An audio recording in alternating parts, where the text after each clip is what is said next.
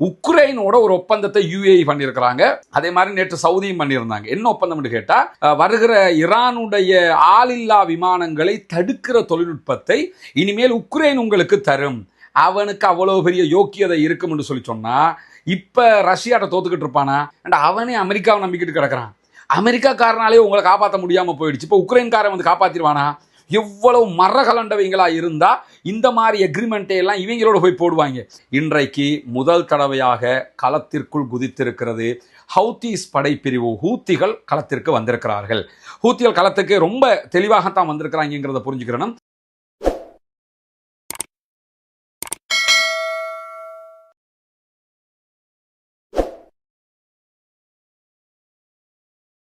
அன்றுகினிய சகோதர சகோதரிகளே, நம் அனைவர் மீதும் ஏக இறைவனுடைய அமைதியும் கருணையும் உண்டாகட்டுமாக என்கிற உயரிய பிரார்த்தனைகளோடு, பாலஸ்தீனம் மீதான இஸ்ரேலிய ஆக்கிரமிப்பு இராணுவத்தினுடைய 2 ஆண்டு கால யுத்தம் முடிவுக்கு வந்து இன்றோடு 169வது நாளிலே நாம் நிற்கக்கூடிய இந்த தருணத்தில், பாலஸ்தீனத்தின் மீது 2 ஆண்டு காலம் அவர்கள் தாக்குதல் நடத்துகிற நேரமெல்லாம் பாலஸ்தீன மக்கள் கதறிய கதறல்கள், அவர்களுடைய மரண ஓலங்கள், அவர்களுடைய தேவைகளுக்காக உலகம் முழுவதும் அவர்கள் கெஞ்சிய கெஞ்சல்களை எல்லாம் அமெரிக்க இஸ்ரேலிய ஆதரவு பெற்ற எந்த நாடுகளுமே ஒரு சில நாடுகளை தவிர கவனத்திலேயே கொள்ளவில்லை. அதை தாண்டி இஸ்ரேல் மீண்டும் மீண்டும் பயங்கரவாத தாக்குதல்களை நடத்தி கொண்டே இருந்தது. எங்க மேல யாரு தாக்குதல் நடத்த முடியும்? நாங்கெல்லாம் யார் தெரியுமா? நாங்க தான் அடுத்தவனுக்கு அடிப்போம், நீங்கெல்லாம் யாரா என்கிற விதமாக அவர்களுடைய நடத்தைகள் இருந்ததை நம்ம அவதானிக்க முடிந்தது. ஆனால் தற்போது மத்திய கிழக்கிலே ஈரான் மீதான அமெரிக்க இஸ்ரேலிய ஆக்கிரமிப்பு தாக்குதல்கள் ஆரம்பிக்கப்பட்டது. காசாவில் அடிச்ச மாதிரி நாங்க ஈரானுக்கும் அடிப்போம் அப்படின்னு நினைச்சாங்க. ஆல்ரெடி 12 நாள் வார் பண்ணும்போது கடைசி 2 நாள் தான் உச்சகட்ட தாக்குதல்களை ஈரான் நடத்தி இருந்தது. 2 நாளுடைய 12வது நாள் யுத்தம் முடிஞ்சிருச்சு. எனவே இப்ப நாங்க அட்டாக் பண்ணோம்னு சொல்லிச்சோன்னா மொத்தமாக ஈரானை காலி பண்ண முடியும்னு தான் இந்த ஆக்கிரமிப்பு யுத்தத்தை இஸ்ரேல் தொடங்கி இருந்தது. ஆனா நிலைமை இப்ப எப்படி பாத்தீங்கன்னு சொன்னா, இஸ்ரேல் கதறிக்கொண்டிருக்கிறது, அமெரிக்கா கதறிக்கொண்டிருக்கிறது. இந்த இடத்துல அமெரிக்காவை தாண்டி இஸ்ரேலிய ஆக்கிரமிப்பு இராணுவமும் இஸ்ரேலுடைய ஜூவிஷ் கவர்மெண்ட்டும் படக்கூடிய பாடுகள் சாதாரணமானது கிடையாது. இன்றைய தினம் ஊடகங்களுக்கு பேசியிருக்கக்கூடிய இஸ்ரேலுடைய பிரதமர் பெஞ்சமின் நெதன்யாகு, எங்களுடைய பொதுமக்களை நோக்கியெல்லாம் சரமாரியான தாக்குதல்கள் நடத்தப்படுகிறது ஈரான் ஹிஸ்புல்லாக்களால். இதுவெல்லாம் ஒரு யுத்த முறைமையே கிடையாது. ஒரு யுத்தத்தில் நீங்க இப்படியெல்லாம் நடக்க முடியுமா? பொதுமக்களை கொல்ல முடியுமா? இந்த யுத்த முறைமையை தான் நீங்கள் சர்வதேச அளவில் படித்து கொண்டீர்களா என்றெல்லாம் ரொம்ப பாடம் எடுக்கக்கூடிய பேச்சுக்களை எல்லாம் நம்ம பார்க்க முடிந்தது. பொதுமக்களை யாரும் எந்த சந்தர்ப்பத்திலும் கொல்லக்கூடாது, அது யுத்த தர்மம் அல்ல என்பதிலே நமக்கு எந்த மாற்று கருத்தும் கிடையாது. காசா மேல தாக்குதல் நடத்துகிற காலத்துல இருந்து இதைத்தான் நம்மளும் வலியுறுத்தி வர்றோம். ஆனா காசாவுல 1 லட்சத்துக்கு மேற்பட்ட அப்பாவிகளை கொல்லும் போது யுத்த தர்மம் இஸ்ரேலிய பிரதமர் பெஞ்சமின் நெதன்யாகுக்கு தெரியவில்லை. அதே போன்று சர்வதேச சட்டங்களை அவர் கவனத்துல கொள்ளல. இதெல்லாம் நம்ம பார்த்துக்கிட்டு இருந்த விஷயங்கள் தானே. அதை தாண்டி வெஸ்ட் பேங்க்ல அவர்கள் நடத்திய தாக்குதல்கள், கொலைகள் சாதாரணமானது கிடையாது. லெபனான்ல அவர்கள் நடத்திய கொலைகளும் கொலைவெறி ஆட்டங்களும் சாதாரணமானது கிடையாது. இப்படி அவங்க எங்க தாக்குதல் நடத்தல என்று கேட்கிற அளவுக்கு பொதுமக்களை கொள்வதில் கொஞ்சம் கூட தயக்கம் காட்டாதவர்கள் இப்பொழுது பொதுமக்களை கொள்றீங்களே, இது நியாயமா என்று கேட்கிறார்களே. நம்ம தான் திருப்பி அவங்கள்ட்ட கேட்கணும், நீங்க இப்படி பேசுறீங்களே, இது நியாயமா? இப்பதான் உனக்கு உயிருடைய பெருமதி தெரியுதான்னு கேட்க வேண்டிய ஒரு நிலை ஏற்பட்டிருக்கிறது. காரணம் என்னன்னு கேட்டா, முன்னையெல்லாம் இந்த காசா வார் நடக்கும்போது அல்லது மற்ற நேரங்களில் பார்த்தீங்கன்னா இஸ்ரேல் மேல அட்டாக் நடத்தப்பட்டது என்கிற செய்தி வரும். என்னன்னா, ஒருவர் கொல்லப்பட்டிருக்கிறார், 3 பேருக்கு காயம், இப்படித்தான் செய்தி வருவதை பார்த்துருப்பீங்க. ஆனால் இன்னைக்கு வரக்கூடிய செய்திகள் எல்லாம் நம்ம வீடியோ பார்க்கக்கூடிய ஆட்களுக்கு தெரியும். நேற்று கூட 261 நபர்கள் படுகாயம் அடைந்திருக்கிறார்கள் இஸ்ரேலுக்குள் என்கிற செய்திகளை எல்லாம் நம்ம சொல்லியிருந்தோம். இன்றைக்கு 300க்கும் மேற்பட்டவர்கள் படுகாயம் அடைந்திருக்கிறார்கள் இஸ்ரேலுக்குள் என்கிற தரவுகளை இஸ்ரேலுடைய சுகாதார அமைச்சகமே அறிவிக்கிற அளவுக்கு நிலைமை மாறி போயிருக்கிறது. இன்றைக்கு வெளியாகி இருக்கக்கூடிய செய்திகள்ல ஹிஸ்புல்லாக்களுக்கும் இஸ்ரேலுக்கும் இடையிலான மிக உக்கிரமான தாக்குதல்கள் நடைபெற்று வருகிறது. இஸ்ரேல் ஹிஸ்புல்லாக்களை இலக்கு வைப்பதாக கூறிக்கொண்டு லெபனானுடைய பல பகுதிகளை ஆக்கிரமிப்பதற்கான ஏற்பாடுகளை செய்து தரைவழி தாக்குதல்களை ஆரம்பித்திருக்கிறது. லெபனானுக்கும் இஸ்ரேலுக்கும் இடையில இருக்கக்கூடிய மிக முக்கியமான ஒரு நதி லிட்டானி ரிவர் என்று சொல்லுவாங்க. அந்த லிட்டானி ரிவர் பகுதிகளில் ஐநாவினுடைய பீஸ் போர்சஸ் தான் கண்ட்ரோல்ல வச்சுக்கிட்டு இருக்கிறாங்க. அந்த லிட்டானி ரிவர் வரைக்கும் நாங்கள் கைப்பற்ற போகிறோம் என்று அறிவித்துக் கொண்டுதான் இஸ்ரேல் இந்த தாக்குதல்களை நடத்தி வருகிறது. எனவே லிட்டானி ரிவர்ல இருந்து 30 கிலோமீட்டர் பின்னாடி ஹிஸ்புல்லாக்கள் நிற்க வேண்டும் என்கிற ஒரு சமாதான உடன்படிக்கை மேற்கொள்ளப்பட்டது. லிட்டானி ரிவர்ல இருந்து மொத்தமாக ஹிஸ்புல், அதாவது லெபனானுடைய எல்லையை விட்டு வெளியே நிற்கணும் இஸ்ரேல் என்பதுதான் அந்த ஒப்பந்தத்தினுடைய மறுபக்க சாராம்சமாக இருந்தது. ஆனால் அதை உடைத்து விட்டு தான் தற்போது இந்த தாக்குதல்களுக்கு முனைப்பு காட்டிக்கொண்டு தரைவழி தாக்குதல்களை நடத்தி கொண்டிருக்கிறது இஸ்ரேல். இந்த நேரத்தில் இஸ்ரேலுக்கு எதிரான பதிலடி தாக்குதல்களையும் உச்சமாக நடத்துகிறது லெபனானுடைய ஹிஸ்புல்லாக்கள் குழு என்கிற செய்திகள் தொடர்ந்து வெளியாகிறது. இன்றைய தினம் தற்போது அவங்க கைப்பற்றுவதாக சொல்லக்கூடிய லிட்டானி ரிவர் வரைக்கும் அவங்க வரணும்னா கிட்டத்தட்ட 120 கிலோமீட்டர்கள் தரை வழியாக உள்ள வர வேண்டியிருக்கு. தாக்குதல்களை நடத்தி கொண்டே வர வேண்டியிருக்கிறது. அதற்கு எதிராக ஹிஸ்புல்லாக்கள் படுபயங்கரமான தாக்குதல்களை இஸ்ரேலுக்கு உள்ளேயும் நடத்துறாங்க. இந்த தரை வழியாக முன்னேற நினைக்கக்கூடியவங்களுக்கு எதிராக தாக்குதல் நடத்துறாங்க. நேற்றைய தினம் 11 மெர்காவா டேங்குகளை அவர்கள் அளித்த செய்திகளை வெளியிட்டிருந்தார்கள். இஸ்ரேலும் கூட அதை ஒப்புக்கொண்டிருந்தது. இன்றைக்கு மீண்டும் ஹிஸ்புல்லாக்கள் பதிலடி கொடுத்து கொண்டிருக்கிறார்கள் என்கிற செய்திகளுக்கு மேலதிகமாக ஈராக்கில் இருக்கக்கூடிய ஈரானுக்கு ஆதரவான ஆயுத குழுக்கள் இன்றைய தினம் ஜோர்தானில் இருக்கக்கூடிய அமெரிக்காவினுடைய விமானப்படை தளங்கள் மீது பல எதிர்ப்பு தாக்குதல்களை நடத்தி இருக்கிறார்கள் என்கிற செய்திகள் வெளியாகி இருக்கிறார். அதே நேரம் அமெரிக்காவும் இஸ்ரேலும் இணைந்து இதுவரைக்கும் ஈரானுக்குள்ள 120 தடவைகளுக்கு மேலாக கொத்து குண்டுகளை தாக்குதல் நடத்தி இருக்கிறார்கள். ஈரான் இஸ்ரேலுக்குள்ள கொத்து குண்டு கிளஸ்டர் குண்டு தாக்குதல் நடத்துறாங்க என்கிற செய்திகளை நம்மளே பல தடவை சொல்லி இருக்கிறோம். இஸ்ரேலும் எங்க மேல இப்படிலாம் நடத்தலாமான்னு கேட்டுக்கிறாங்க. ஈரான் போடக்கூடிய கொத்து குண்டுகள் ஒரே நேரத்தில் 8 to 10 கிலோமீட்டர் சரௌண்டிங்ல 2000 குண்டுகள் ஒரே டைம்ல, ஒரு ஏவுகணை தான் 2000 குண்டுகளாக அது போய் தாக்குதல் நடத்தும். இது ஈரான் போடக்கூடிய கிளஸ்டர் குண்டு. இதே நேரத்தில் ஈரான் மேல இதுவரைக்கும் 120 தடவைகள் கொத்து குண்டுகளை பயன்படுத்தி இருக்கக்கூடிய இஸ்ரேலும் அமெரிக்காவும் அந்த அனைத்து குண்டுகளையுமே ஈரான் செயலிழக்க செய்திருக்கிறது. வானத்தில் வச்சே சுட்டு வீழ்த்திட்டோம், எங்க மேல அவங்க கொத்து குண்டு போடுறாங்க தான், ஆனால் அதில் இதுவரைக்கும் ஒரு குண்டு கூட எங்க மேல அட்டாக் பண்ணாத அளவுக்கு நாங்கள் எல்லாத்தையுமே தடுத்துட்டோம் என்கிற வெற்றிகரமான செய்திகளை இன்றைக்கு ஈரானுடைய IRGC சொல்லியிருக்கிறது. எனவே ஈரானுடைய இந்த வார்ல அவங்க பல சாதனைகளை படைச்சுக்கிட்டு இருக்கிறாங்க. அதில் முக்கியமானதான் F-35, F-16, F-18 வகையான அமெரிக்காவினுடைய உலகத்திலேயே இது மாதிரி ஒரு விமானம் கிடையாது. F-65 வந்துச்சுன்னு, F-35 வந்ததுன்னு சொன்னா அவ்வளவுதான், அந்த நாடே அழிஞ்சிரும் என்று நினைத்து F-35 விமானங்கள், F-15 வகையான விமானங்கள், F-18 வகையான விமானங்களை அடித்து நொறுக்கியது. அதற்கு பிறகு USS ஜெரால்ட் ஃபோர்டை அடித்து விரட்டி அனுப்பினது. அந்த விமானம் தாங்கி கப்பல் தற்போது யுத்தத்தில் இல்லை. அதை தாண்டி 2-3 நாட்களுக்கு முன்பதாக கூட USS ஆபிரகாம் லிங்கன் மேல மீண்டும் தாக்குதல்களை நடத்தி இருப்பது. இப்படி பல தாக்குதல்களை ஈரான் வெற்றிகரமாக நடத்துகிற அதே நேரத்தில் தான் இந்த 120 கிளஸ்டர் குண்டுகளை தங்களுடைய நாட்டு மக்கள் மீது நடத்தப்பட்டதை தடுத்து அழித்திருக்கிறது என்பது மிகப்பெரிய வெற்றியாக பார்க்கப்படுகிறது ஈரானுக்கு. இதை தாண்டி இன்றைய நாள் ஈரான் ஐக்கிய அரபு எமிரேட்ஸ் UAE இருக்கக்கூடிய அமெரிக்காவினுடைய தளங்கள் மீது 20 பாலிஸ்டிக் ஏவுகணைகளும் 37 ஆளில்லா விமான தாக்குதல்களும் நடத்தி இருக்கிறது. கிட்டத்தட்ட 20 பாலிஸ்டிக் மிசைல், அதே போன்று 37 ட்ரோன் அட்டாக் நடத்தி இருக்கிறாங்க. இது எல்லாமே UAE அமெரிக்காவினுடைய படைத்தளத்தை நோக்கித்தான் நடத்தப்படுகிறது. இந்த இடத்துல என்ன கவனிச்சுக்கணும்னு கேட்டா, அமெரிக்கா எங்களை பாதுகாப்பான்னு நம்பி இருந்தவங்களுக்கு அமெரிக்கா கைவிட்டுட்டாங்க. ஏன்னா இந்த அரபு நாடு எல்லாத்தையும் நீங்கள் எடுத்துக்கிட்டீங்கன்னா எந்த ஒரு அரபு நாடும் போலீஸ் படையை மட்டும்தான் ரொம்ப முக்கியமாக பார்ப்பாங்க. நாட்டுக்குள்ளே அந்த டிராஃபிக்கை கிளியர் பண்ணணும், போலீஸ் அந்த சட்டம் ஒழுங்கு, இதுகளுக்காக போலீஸை ரொம்ப கவனமாக வச்சுக்கிட்டு இருந்தாங்க. இராணுவத்துக்கு பெரிய இன்ட்ரெஸ்டே காட்டல.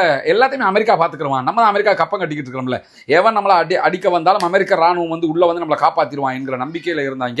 ஆனால் இப்போ விழுகிற அடி எல்லாமே அமெரிக்க இராணுவத்தையே அடித்து தாக்கிக்கிட்டு இருக்கிறாங்க. ஒன்றுமே பண்ண முடியாத நிலையில தான் தற்போது அமெரிக்காவினுடைய தளத்தின் மீது இன்றைக்கு 20 பாலிஸ்டிக் மிசைல் தாக்குதல்கள் தொடர்ந்து நடத்தப்பட்டிருக்கு. இதுலையும் நல்லா கவனிச்சுக்கிறீங்க. இன்னைக்கு 2 வீடியோ நம்ம போட்டிருக்கிறோம். அமெரிக்க அதிபர் டொனால்ட் ட்ரம்ப் ஏற்கனவே சொன்னது பொய் என்று சொல்லி நேற்றைய தினம் அமெரிக்காவினுடைய உளவு பிரிவை அறிவிச்சிட்டாங்க. ஈரானுடைய 80 தொடக்கம் 90% ஏவுகணைகளை நாங்கள் அழிச்சிட்டோம்னு அமெரிக்க அதிபர் சொல்லியிருந்தாரு. அதெல்லாம் கிடையாது. ஈரானுடைய மிசைல்ஸ்ல 3ல் 1 கூட முழுமையாக அழிக்கவில்லை அமெரிக்கா. அது மட்டுமல்லாம அமெரிக்கா சொன்னதெல்லாம் பொய்ங்கிறதுக்கு இன்னைக்கும் என்ன ஆதாரம்னு கேட்டா, அவங்களுடைய பாலிஸ்டிக் மிசைல் எல்லாத்தையுமே அழிச்சது உண்மையா இருந்தா இன்னைக்கு எப்படி 20 ஏவுகணைகளை துபாயை நோக்கி ஏவி இருக்கிறான், அதே மாதிரி இவ்வளவு ஆளில்லா விமான தாக்குதல்களை எப்படி நடத்தி இருக்கிறான் என்கிற கேள்விகளும் வரக்கூடிய நேரத்தில் தான் ஆல்ரெடி அமெரிக்காவையே நம்பி அவனால நம்மளை காப்பாற்ற முடியாது என்று ரொம்ப அடிவாங்கி கொண்டிருக்கிறது அரபு நாடுகள். சவுதி, UAE, பஹ்ரைன், குவைத்து, எல்லா மிடில் ஈஸ்ட் கண்ட்ரிகளையும், குறிப்பாக இந்த வளைகுடாவில் இருக்கக்கூடிய கல்ஃப் கண்ட்ரிஸுகள்.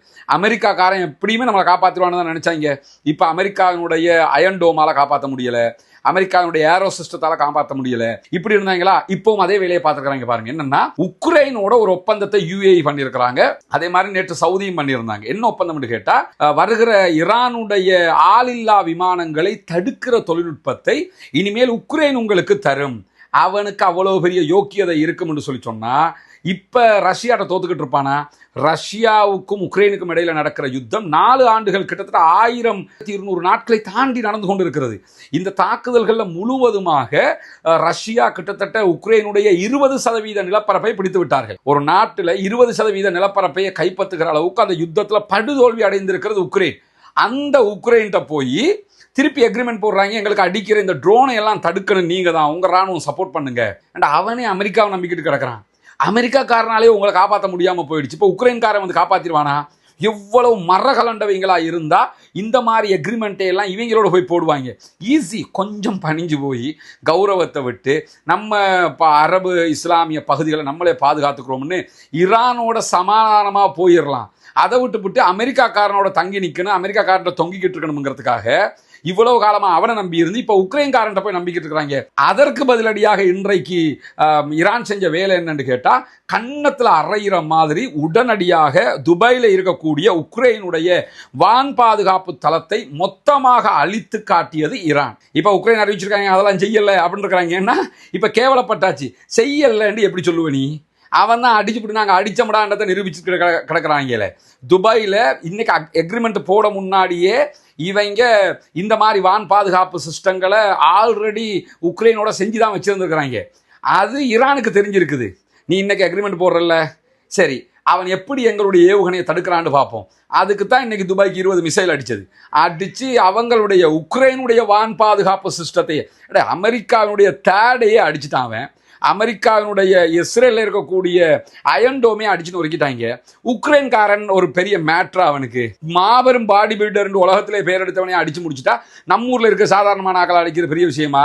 இன்னைக்கு உக்ரைனுடைய படைத்தளத்தையும் அடித்து நொறுக்கி இருக்கிறது ஈரான் என்கிற செய்திகள் இன்றைக்கு வெளியாக இருக்கிற அதே நேரத்தில் துபாயில் இருக்கக்கூடிய அமெரிக்காவினுடைய படைகள் மீதும் இன்றைக்கு உச்சகட்டமான தாக்குதல்கள். இந்த 20 மிசைலுங்கிறது சும்மா அடிக்கல. அவங்க துபாயில் 500க்கும் மேற்பட்ட அமெரிக்கன் போர்சஸ் பதுங்கி இருக்கக்கூடிய 2 இடங்களை இன்றைக்கு அடையாளம் கண்டிருக்கிறாங்க. அதாவது அமெரிக்கன் போர்சஸ் இருக்கிற இடம் இல்லை, பதுங்கி இருக்கிற இடம்.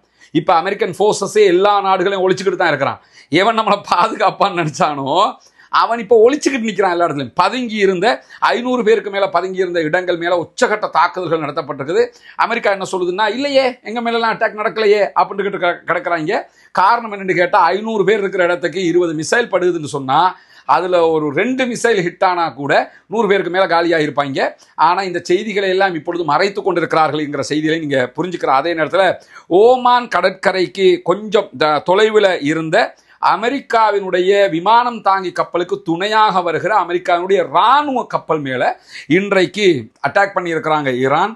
அந்த கப்பல் அழிக்கப்பட்டிருக்கிறது என்கிற செய்திகள் வெளியாகி இருக்கிற அதே நேரம் எங்களுக்கும் ஓமானுக்கும் இடையிலான உறவுகள் நன்றாகவே இருக்கிறது. இது நாங்கள் ஓமானுக்கு அடிக்கல, ஓமான் கடல் எல்லையிலிருந்து அமெரிக்காவினுடைய இராணுவ கப்பலுக்கு பாதுகாப்பாக வந்த, அமெரிக்காவினுடைய விமானம் தாங்கி கப்பலுக்கு பாதுகாப்பாக வந்த இராணுவ கப்பலுக்கு தான் அடிச்சிருக்கிறோம் என்பதை திட்ட தெளிவாக இன்றைக்கு ஈரானுடைய IRGC சொல்லி இருப்பதை நம்ம பார்க்க முடிகிற அதே நேரத்தில் இன்றைக்கு முதல் தடவையாக களத்திற்குள் குதித்திருக்கிறது ஹவுத்தீஸ் படைப்பிரிவு. ஹூத்திகள் களத்திற்கு வந்திருக்கிறார்கள். ஹூத்திகள் களத்துக்கு ரொம்ப தெளிவாகத்தான் வந்திருக்கிறாங்கிறத புரிஞ்சுக்கிறணும். இன்றைக்கு முதலாவது அட்டாக் அவங்க இஸ்ரேலை நோக்கி நடத்தி இருக்கிறாங்க. யமன்ல இருந்து இஸ்ரேலுக்கு 2020 கிலோமீட்டர் தொலைவு இருக்கிறது. நேரடியாக இஸ்ரேலுக்கு அட்டாக் பண்ணியிருக்கிறாங்க. இஸ்ரேல் அந்த ஏவுகணையை தடுத்து நிறுத்திருக்கிறோம் என்று சொல்லியிருக்கிறாங்க. ஆனால் இன்றைக்கு ஹூத்திஸ் வெளியிட்டிருக்கக்கூடிய அறிவிப்பில் நீங்கள் தடுக்காம போங்க, ஆனால் இனிமேல் அட்டாக் தொடரும் என்று அறிவிச்சிட்டாங்க. ஆனால் இந்த அட்டாக் இஸ்ரேலை நோக்கியதான். ஆல்ரெடி அவங்க சொல்லிட்டாங்க, சவுதிக்கு, பஹ்ரைனுக்கு, எல்லா அரபு கண்ட்ரிக்கும் சொல்லிட்டாங்க, நாங்கள் இஸ்ரேலுக்கு தாக்குதல் நடத்தும் போது அதை நீங்கள் யாரும் தடுக்க வரக்கூடாது. நீங்கள் தடுக்காத வரைக்கும் உங்கள் மேலே நாங்கள் அட்டாக் பண்ண மாட்டோம். எங்களுக்கு ஈரானோடு உறவு இருக்கிறது, உங்களோடு பகை இல்லை. ஈரானோடு இருக்கிற உறவுக்கு நாங்கள் இஸ்ரேலுக்கு அடிப்போம், உங்களோட நாங்கள் எந்த அட்டாக்குக்கும் வரலைங்கிறாங்க. ஒன்று. ரெண்டாவது காரணம் என்னன்னு கேட்டால், அமெரிக்காவுக்கும் ஹூத்திஸுக்கும் இடையில ஒரு எழுதப்படாத இன் ரிட்டன் இல்லாமல் வேர்ப்லி ஒரு எக்ரிமெண்ட் இருக்குது. அந்த எக்ரிமெண்ட் படி தான் அமெரிக்காவுடைய கப்பல் அந்த காசா பிரச்சனை இடத்துல ஹவுத்திஸ் மேலே அட்டாக் பண்ணிட்டு அவங்க கிளம்பி போனது. டொனால்ட் ட்ரம்ப் ஆட்சிக்கு வந்ததோட என்னன்னா, நாங்கள் அமெரிக்காவோட சண்டைக்கு வரலை, எங்களுடைய சண்டை யாரோட இருக்குதுன்னு சொன்னால் இஸ்ரேலோட தான் இருக்குது. எனவே இஸ்ரேலுக்கு நாங்கள் அட்டாக் பண்ணக்கலாம், அரபு நாடு எவனும் தடுக்க வரக்கூடாது, அமெரிக்காவுடைய யாரும் தடுக்க வரக்கூடாது. அவங்க தடுத்தா தடுத்துக்கிட்டோம், நீங்கள் தடுக்க வந்தீங்கன்னா உங்களுக்கும் அட்டாக் பண்ணுவோம் இருக்கிறாங்க. ஒன்று. ரெண்டாவது, அவர்களுடைய ஸ்டேட்மெண்ட் ரொம்ப தெளிவாக இருக்குது. என்னன்னு கேட்டால், எங்களுக்கு அரபு இஸ்லாமிய சகோதரர்களை பாதுகாப்பது தான் நோக்கம், உங்களோட சண்டை பிடிக்கிறது எங்கள் நோக்கம் கிடையாதுன்ட்டாங்க. இந்த இடத்துல இந்த ஹவுத்தீஸை ரொம்ப நெகிழ்வாக அரபு நாடுகள் நடத்த வேண்டிய தேவை இருக்குது. குறிப்பாக அமெரிக்கா, இஸ்ரேல் கூட ரொம்ப நெகிழ்வாக தான் நடத்தணும். இப்போ அவங்க மேலே அட்டாக் பண்ணினா, ரிப்பீட் அட்டாக் பண்ணினா அவங்க என்ன செய்வாங்கன்னு கேட்டால், நாங்கள் பாபல் மந்தபம் மூடுவோம் அப்படின்ட்டாங்க. பாபல் மந்தபங்கிறது செங்கடலில் இருக்கக்கூடிய, இப்போ ஆல்ரெடி ஹொர்முஸை மூடி வச்சிருக்கிறதுனால உலகம் முழுவதும் பெட்ரோலிய ஆபத்தில் நம்ம சிக்கிக்கிட்டு இருக்கிறோம். பெரிய பொருளாதார இழப்புகள் மிடில் ஈஸ்ட் கண்ட்ரிக்கு மட்டுமல்ல, அமெரிக்கா வரைக்கும் தாண்டவமாடி கொண்டிருக்கிறது. அத்தனை பேருமே இந்த யுத்தத்தை நிறுத்துறதுக்கு துடிக்கிறதுக்கான காரணமே அதுதான். அடுத்ததாக இப்போ நீங்கள் ஹொர்முஸை மூடிட்டான்னா, இப்போ சவுதி அரேபியாவுக்கு இருக்கிற ஒரே வாய்ப்பு என்னன்னா, சவுதி அரேபியா தன்னுடைய கிழக்கு பகுதி துறைமுகங்களில் இருந்து மேலே சுயஸ் கால்வாய் வரைக்கும் கப்பல்கள் மூலமாக அவருடைய எண்ணெய்களை ஏற்றுமதி செய்யலாம். அதே போல கீழே என்ன செய்யலாம்னா, நம்ம நாடு மாதிரி மலேசியா, சிங்கப்பூர் இதுகளுக்கும் ஏற்றுமதி பண்ணலாம் ரெட் சி வழியாக. ஆனால் இந்த ரெட் சி வழியாக போகிற கப்பல்களுக்கும் ஹூத்திஸ் அடிக்க ஆரம்பிச்சிட்டாங்கன்னா, பாபல் மந்தபம் மூடுறதாக அறிவிச்சிட்டாங்கன்னா, அவங்க எப்படி இஸ்ரேல் ஈரான் எப்படி ஹொர்முஸை மூடுறதா அறிவிச்சிருக்கிறாங்களோ, அது மாதிரி காசாவுடைய பிரச்சனை நேரத்தில் ஆல்ரெடி இந்த பாபல் மந்தபம் மூடி வச்சிருந்தாங்க. 200க்கும் மேற்பட்ட சர்வதேச கப்பல்கள் மேலே அட்டாக் பண்ணியிருந்தாங்க. அந்த அறிவிப்பை ஹவுத்தீஸும் வெளியிட்டுட்டாங்கன்னு சொன்னா, சுயஸ் கால்வாய்க்கு வருமானம் இல்லாம, குறிப்பாக ஈஜிப்டுக்கு வருமானம் மொத்தமாக அடிபட்டு போயிடும். சுயஸ் கால்வாயால் எந்த கப்பலும் போக முடியாது. எல்லோருமே ஆப்பிரிக்காவை சுற்றி தான் வரணும். சுற்றியும் எதுக்கு வரணும் அது சொல்லுங்க? பெட்ரோலே கிடையாது, ஏற்றிக்கிட்டு போகிறதுக்கு வழியே இல்லை, அப்போ எதுக்கு வரணும் ஆயிரும். எனவே அடுத்த ஆபத்துக்குள் உலகம் நுழைந்து கொண்டிருக்கிறது. தற்போது ஹவுத்தீஸ் களத்துக்கு வந்திருப்பது என்பது ஈரானால் பெரிய வெற்றியை நோக்கி ஈரான் நகர்ந்து கொண்டிருக்கிறது என்பதை உலகத்துக்கு காட்டுகிறார். அதே நேரம் அமெரிக்கா எவ்வளவு பெரிய முட்டாள்தனமான தாக்குதலுக்கு இஸ்ரேல்காரன் பேச்சை கேட்டுக்கிட்டு உள்ள நுழைஞ்சு வாங்கி கட்டிக்கிட்டு இருக்கிறாங்கிறத அத்தனை பேரும் புரியக்கூடிய ஒரு சந்தர்ப்பமாக இது மாறி இருக்கிறது. எனவே மீண்டும் மீண்டும் அமெரிக்க அதிபர் டொனால்ட் ட்ரம்ப் கண்ணாடியை பார்த்துக்கிட்டு திட்டிக்கிடுவாப்புல, நம்ம தேவைக்கு இல்லாமல் இந்த ஜூவிஸ்ட பேச்சை கேட்டுக்கிட்டு, ஜியோனிஸ்ட பேச்சை கேட்டுக்கிட்டு இந்த யுத்தத்துக்குள்ளே போயிட்டோம், இவ்வளவு தூரம் ஈரான் அடிப்பான்னு நாங்கள் நினைச்சே பார்க்க மாட்டோம்ங்கிறது அவருடைய எண்ணப்பாடாக இருக்கிறது. எனவே இன்றைய தினம் நம்ம ரஸ்மின் எம்ஐஎஸ்சி நியூஸ் மற்றும் ரஸ்மின் டாக்ஸ் ஆகிய 2 சேனல்லையும் 2 வீடியோக்கள் போட்டிருக்கிறோம். ஒன்று, அமெரிக்க அதிபர் டொனால்ட் ட்ரம்ப் ஈரானுடைய ஆயுதங்கள் அளித்ததாக சொன்னது எவ்வளவு பெரிய பொய் என்று சொல்லி அவர்களுடைய உளவு பிரிவுகளே சொல்லியிருக்கக்கூடிய தகவல்களை நேற்று வாஷிங்டன் போஸ்ட் போட்டிருந்தாங்க. அது ராய்ட்டரை தழுவி சொல்லப்பட்ட செய்திகள். அதை அரபு உலக ஊடகங்கள் பெரிய அளவில் விவரித்திருந்தாங்க. அதை அப்படியே தனி வீடியோவாக நம்ம போட்டிருக்கிறோம். அதே மாதிரி சுயஸ் கால்வாய் மாதிரி பதிலாக துபாய் ஒரு 200 பில்லியன் செலவழித்து ஒரு கால்வாயை தோண்டணுங்கிற ஒரு திட்டத்தை கொண்டு வந்தாங்க. அது என்ன ஏதுங்கிறது சம்பந்தமாக ஒரு தனி வீடியோ போட்டிருக்கோம். பார்க்காத சகோதரர்கள் அதையும் பார்த்துக் கொள்ளுங்கள். நம்ம வீடியோ நீங்கள் யூடியூப்பை ஓப்பன் பண்ணும் போதே உங்களுக்கு வந்து சேரணுமாக இருந்தால் ரஸ்மின் எம்ஐஎஸ்சி நியூஸ் என்கிற சேனலில் போய் சப்ஸ்கிரைப் பட்டனை சப்ஸ்கிரைப் பண்ணிட்டு இந்த 2 சேனல்லையும் இணைஞ்சுக்கிட்டீங்கன்னு சொன்னால் உங்களுக்கு நம்முடைய செய்திகள் உடனுக்குடன் வந்து சேர்ந்துவிடும். பொறுத்திருந்து பார்ப்போம் என்னவெல்லாம் நடக்கிறது என்பதை. ஆக்கிரமிப்புகள் ஓய வேண்டும், ஈரான் மீதான அப்பாவிகள் மீதான ஆக்கிரமிப்பு தாக்குதல்கள் நிறுத்தப்பட வேண்டும், மத்திய கிழக்கு அமைதி பெற வேண்டும், முழு உலகம் அமைதி பெற வேண்டும் என்கிற உயரிய பிரார்த்தனைகளோடு பாலஸ்தீன அப்பாவிகளுக்காகவும் தொடர்ந்து பிரார்த்திக்கிற அதே நேரம் ஜனநாயக ரீதியாக ஆக்கிரமிப்பாளர்களுக்கு எதிராக தொடர்ந்தும் குரல் எழுப்புவோமாக. வாஹ் தஅவானா அல்ஹம்துலில்லாஹி ரப்பில் ஆலமீன்.